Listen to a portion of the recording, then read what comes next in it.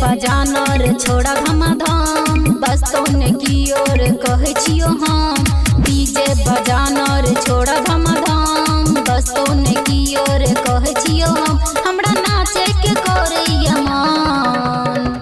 ऐसे यमलेटा जिससे बजे तो जिससे सटा के तोड़ा मजा उठे तो जिससे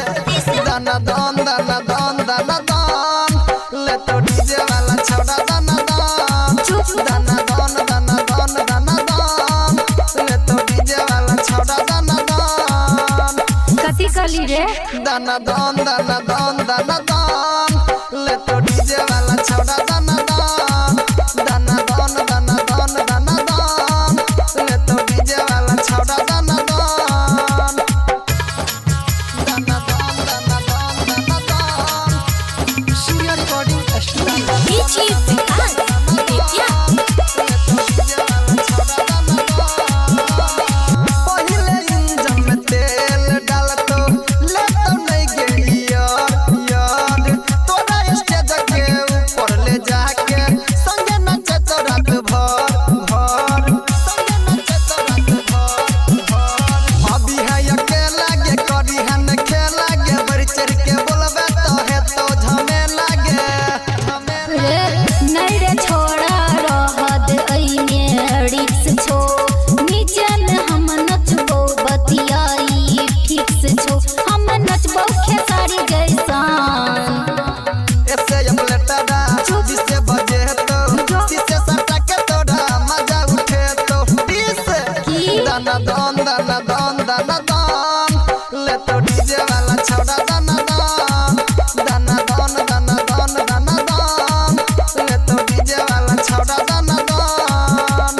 कथी कली रे दाना दान दाना दान दाना दान ले तो डीजे वाला छोड़ा दाना दान दाना दान दाना दान दाना दान ले तो डीजे वाला छोड़ा दाना दान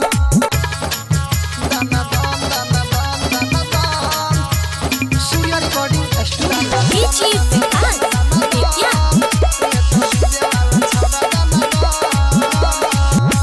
नाच गे छौरी पड़न बेसी तू नखरा नखरा नचबे नहीं तो साइड भजोने हेते खूबे रगरम रगरा हेते खूबे रगरम रगरा बजतो जे डीजे गे नचबे यही जे गे कमर हिला के तू आइब जे भी बीचे गे सुन रे मुकेश वाली तू बतिया बढ़ाबै छै नचबो नहीं हम हमरा तू चढ़ाबै छै हम जानै छियो तोहर मां ऐसे यमलेटा जिससे बजे तो जिससे सटा के तोड़ा मजा उठे तो जिससे दाना दान दाना दान दाना दान